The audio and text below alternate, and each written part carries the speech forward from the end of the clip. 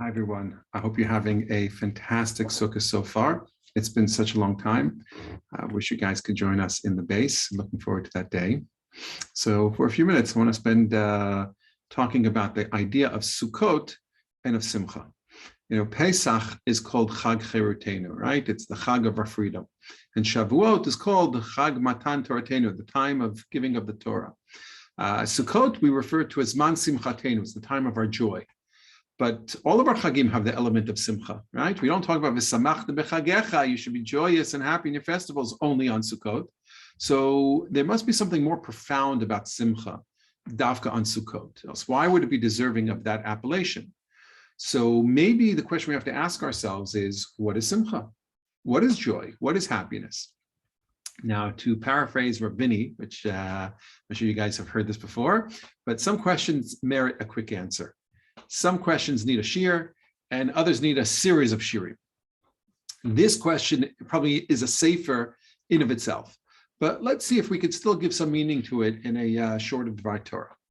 So it's interesting that on Sukkot, and this Shabbos, we're going to read Megillat Kohelet, right? The book of Kohelet, what we call in English Ecclesiastes, which we're going to lay in the Shabbat. Kohelet seemingly is full of somber and even, you could say, even kind of like negative ideas. It would make more sense in a certain way to read Shir Shirim on Sukkot, not Kohelet. In fact, the Gemara in Masechet Shabbos, Lamud Amud Bet, discusses that the rabbis at first thought not to include Kohelet into the canon of Tanakh, not to include it into the Bible, that it was too confusing, it was contradictory. For example, the Gemara notes that, for instance, in Kohelet and Perek Chet, Pasuk Tet Vav, it says, V'shibachti ani et simcha. And Shlomo Melech, King Solomon, says, I praise the idea of simcha, I praise the idea of joy. But earlier on, he says in Perek Bet, Pasuk Bet, L'simcha, ma ze osa? Right? Simcha, what's it worth? What's it worth? It's happiness. What's it for? So it's so the Gemara says at first they were thinking not even to put it, it didn't fit into the canon of Tanakh. But then the Gemara answers that when Shlomo Melech writes that he praises simcha, he means a simcha of mitzvah. And when he writes simcha, what's the point of it all? He means a simcha that removes us from mitzvah. And I think we've forgotten this idea nowadays. I came across a quote from Audrey Hepburn that said, the most important thing is to enjoy your life, to be happy. That's all that matters. I don't know. I don't know if I agree with that.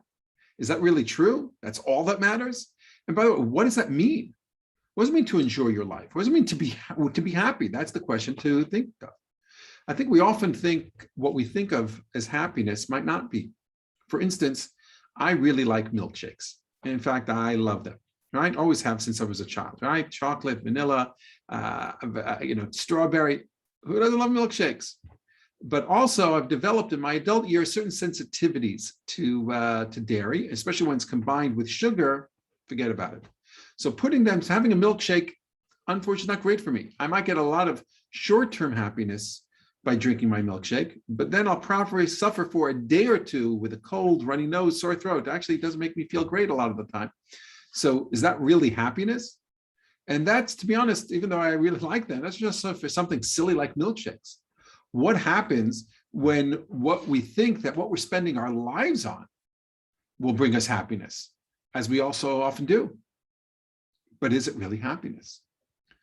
Megillat Kohelet teaches us that real simcha is that which brings us closer to Hashem.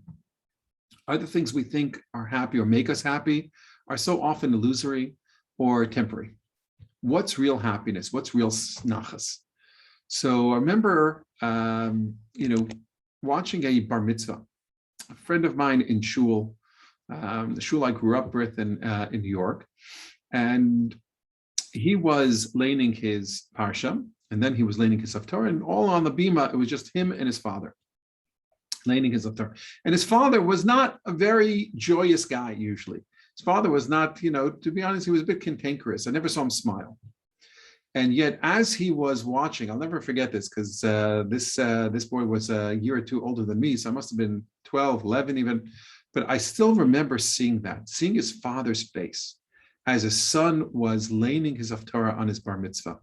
And all I could describe was just pure joy, pure nachas. And then he, as his son finished, a couple of tears came down, and he gave his son a big kiss. I never saw him smile before or afterwards, but I'll know that's a simcha. I still remember this. This is, over 30 years later, more than 35 years later. That's a simcha that'll never fade. It'll never be forgotten. I haven't even forgotten it. I'm sure this, so that's a simcha that brings us closer to Hashem. That's a simcha really that will last forever. And that's why on Sukkot, we really feel this. In fact, the Mishnah in Sukkah, Masechet Sukkah, Parakeh, the first Mishnah, at the very end of the Mishnah says, Amru, right? Chazal say, the Chachamim say, Kol mi shelo ra'a simchat beit hashoreva. If you never saw the Simchat beit hashoreva, the joyous ceremony where they used to pour water on the Mizbeach, on the altar in the Beit HaMikdash, and the joyfulness, with the happiness that went around it, lo ra'a simcha mimav. You never saw simcha in your life unless you saw it. And then Yeshayahu, the prophet Isaiah, talks about this also in Perek Yud Bet Pasuk Gimel, where he talks about the famous song, the same famous verse we turn into a song. Usha'avtem mayim b'sason. Joyfully shall you draw water mimaynei ha'yishuah, from the wells of salvation. So two of our most famous commentators, right, the Radak and the Mitzudat David, explain here that Yeshayahu is a very deep message for us. That just as we're not worried as we draw water that it will run out, there's more water in the well, we're so sure of Hashem's ultimate fidelity and compassion towards us. It'll always be there. And so again, now we can go back to our original question. Why is this time of year, why is Sukkot Dafka called Zman Simchateinu out of all of the festivals? Because this is the idea that we live with on Sukkot.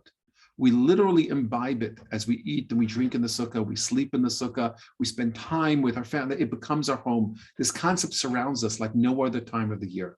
The idea that when we leave the settled, permanent home and possessions that we have, they're only temporary. And we go to live under the canopy of Hashem, that is eternal. And we remember that day in, day out when we're in the sukkah. And that's what we should focus on. That no matter what, no matter who, we could, what else, who else, we can always rely that Hashem has our back, that He's there for us. And to me, that's the most joyous idea that could be. You should be filled with simcha with that. And this time of year, we see it, we feel it more. Now, that doesn't mean for an instant that we don't have to do our hishtadlus, right? Our effort, to put our own efforts into this world. Of course we do. And maybe, I was thinking, maybe that's what Yeshayahu meant by couching the idea of the language of drawing water. You just can't sit back and hope, oh, everything, Hashem has my back, I don't need to do anything.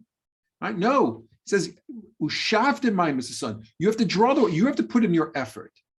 But if you put in your effort, then you can expect to have Hashem at your side and at your back as you go through life. And as the Radak, Mitzudat David say, that love, that support, that never goes away. Now, if that knowledge is not pure and lasting simcha, then I don't know what is. So wishing you an incredibly simcha-filled Shabbat Chol HaMoed and Simchas Torah, Kol Tuv. Please come back to the base, be in touch with us. You have no idea how much we enjoy when any of the guys are in touch with any of the Rebbeim. We put onto the Rebbe list, was just speaking to this one from year 3, was just chatting to someone from year 5. This is what he's up to. We are so happy that to be in your lives, and we want to continue to be so. Have a wonderful Shabbos Chol HaMoed and a Chag Kasher V'Sameach.